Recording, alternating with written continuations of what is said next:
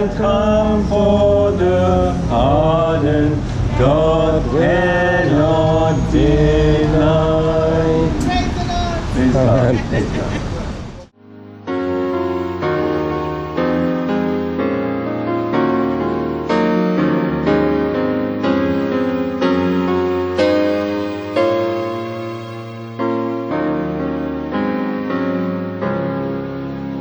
Bless the Lord, O my soul, and all that is within me. Bless His holy name. Good morning, dear friends. We thank God for giving us this new day, the day to celebrate a new life, a new day. We thank God and don't take for granted anything, for the water we have, for the air that we breathe, for the good sleep that we have had, for the very life. We thank God for the weather. We thank God for the rain and the sunshine.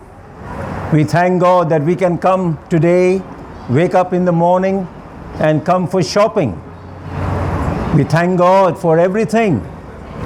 We must be grateful for the things that God has given to us, the very life, dear friends. What a wonderful God we have, who makes the sun to shine, who makes the sun to rise in the morning and set in the evening, who has given us the day and the night so that we can rest in the evening and wake up in the morning. And that is the hope that we have, the hope that we can wake up. We go to sleep without even thinking that tomorrow that there might be darkness. But no, we have the hope that the sun will rise again and there will be a new day. The Bible says in Proverbs chapter 13, verse 12, hope deferred makes the heart sick. Hope deferred makes the heart sick. But when the desire comes, it is a tree of life. What a wonderful word this is, dear friends. What is hope? Imagine a life without hope. Hope makes us look beyond the present moment. Hope looks for things that will be different. To have hope, dear friends, to have hope, there must be someone and something greater than myself. Hope cannot be depended on being little. For hope, there must be something greater than myself. The opposite of hope is hopelessness. And hopelessness leads to despair. Hopelessness is accompanied by sickness in our hearts. Hopelessness is a terrible disease. It brings pain. Hopelessness brings sorrow and depression. Hopelessness, with hopelessness comes pain and depression. It is not good, dear friends. And therefore, God has put hope in our heart. Hope does not concern only about our job and housing and paying the bills and having a good health. All this is a concern. And we hope that we will able to pay our bills, that we will able to have money to buy the things that we want. But dear friends, hope is not only this. Hope also hopes for forgiveness. Humans, you and I, we hope that we will be forgiven, that we will be shown mercy, that we will have love from others. Hope, as humans, we hope that there will be friends who will have friendship with us. But humans cannot fulfill our hopes, dear friends. We fall short. We fail one another. We fail in hope. And therefore we need someone greater than ourselves, someone higher, someone faithful. For hope, there must be somebody faithful to give us that hope. That we have hope, there must be someone who will not fail in his love. Dear friends, hope is such a gift that God has given to us, because hopelessness leads to death, but hope gives us life. And that life comes from God and the Lord Jesus Christ, who is the hope of everyone, dear friends. Christ Jesus gives us hope not only for this life, but life after, because He died and rose again from the dead. Oh dear friend, without Christ, death is a hopeless thing. Without Christ Jesus, do you have no hope to live forever? That is why atheist says there is no life after, because it's a hopeless religion. Atheism is a hopeless religion without any hope. But Christ gives you hope, dear friends. Christ gives you hope not only to live today, but to live forever. To live forever. Because your soul liveth, dear friends. And therefore, that soul has to be saved. Christ came into the world to save sinners, to give hope. After that, there is life. But you must have that hope. And that hope comes from Christ Jesus, our Savior.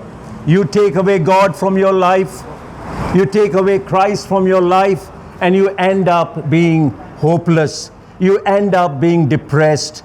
You have no future. There is no way you can live for tomorrow, dear friends, without hope. And that is why our society is broken down. Young people have no hope.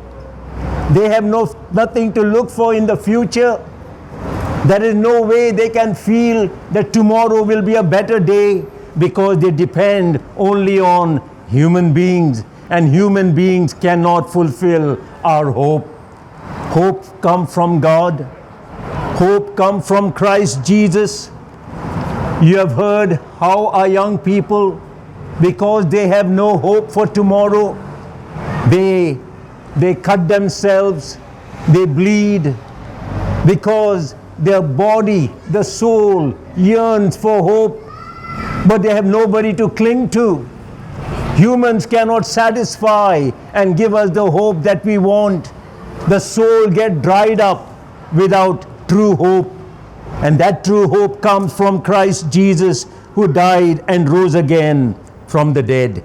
Oh dear friends, our generation, our present generation lives without hope.